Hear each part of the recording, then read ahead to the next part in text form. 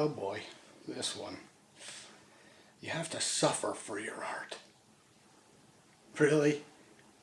And we believe that? All right, let's talk about this.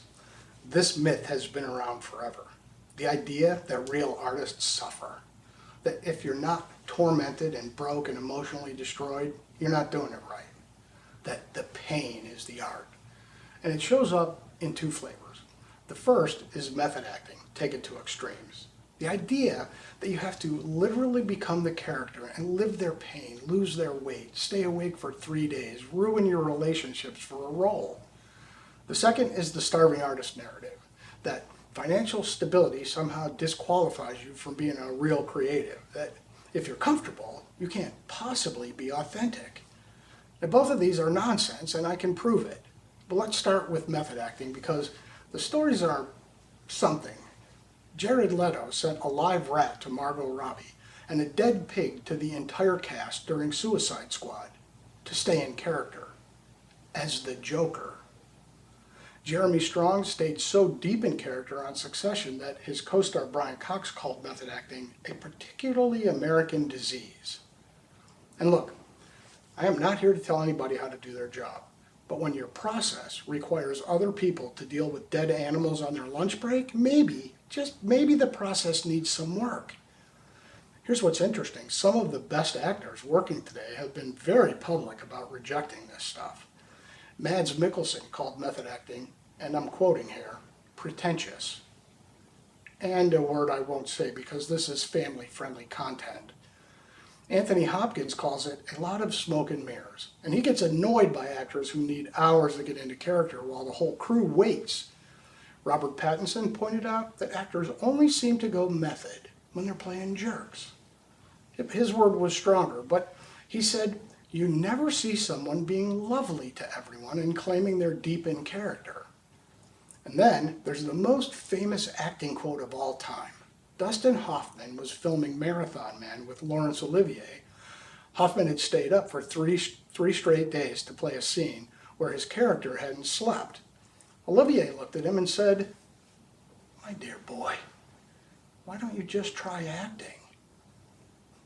Now, the real story behind that is more complicated. Hoffman later said he'd been up partying, not method prepping, but the quote stuck because it captures something true. You don't have to destroy yourself to be convincing. So if suffering doesn't make you better, what does? Technique, training, preparation, the boring stuff nobody makes movies about. I mean, can you imagine that pitch meeting? It's a film about an actor who reads the script a lot and goes to bed at a reasonable hour. Yeah, that's not going to win at Sundance, right? Meryl Streep, arguably one of the greatest screen actors alive, relies on technique, not immersion. She stayed in character once for The Devil Wears Prada, and her co-star Emily Blunt said Streep never did it again because it made her miserable. That's Meryl Streep saying, nope, not worth it. Anthony Hopkins, he doesn't stay up for 3 days. He reads the script 200 times.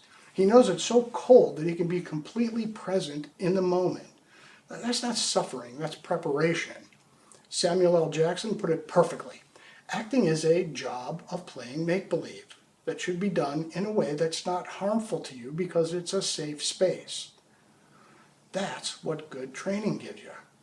Meisner, Adler, practical aesthetics, Chekhov technique, these approaches have been producing incredible performances for decades without requiring anyone to send dead animals to their coworkers. Now, let's talk about the other version of this myth, the starving artist. The idea that real artists are broke, that financially struggling is somehow proof of authenticity, that if you're paying your mortgage and contributing to your 401k, you can't possibly be a serious creative. You want to know what the research actually says? Financial stability improves creative output. Chronic stress and poverty actually suppress creativity. Your brain shifts into survival mode and favors habits over creative thinking. Being broke doesn't make you more artistic. It just makes you broke and it makes you more anxious. Meanwhile, the creative economy contributed over $1.1 trillion to the U.S. economy in 2022. 92% of arts graduates are gainfully employed. The starving artist isn't a badge of honor. It's a self-fulfilling prophecy that convinces artists to accept less than their worth. Look, I spent 20 years in the Navy and another 21 working for them as a civilian before I ever stepped foot in front of a camera professionally. Does that make me less of an actor? I've got a mortgage. I've got a retirement. I'm not suffering, but I am working on real sets with real professionals.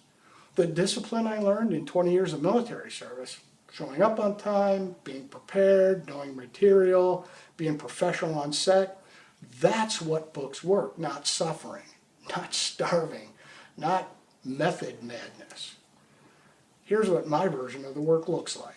I read the script. I analyze the character. I figure out who this person is and what they want. I rehearse. I set up my equipment. I do my takes. I pick the best ones. I submit. And then I go have dinner with my wife.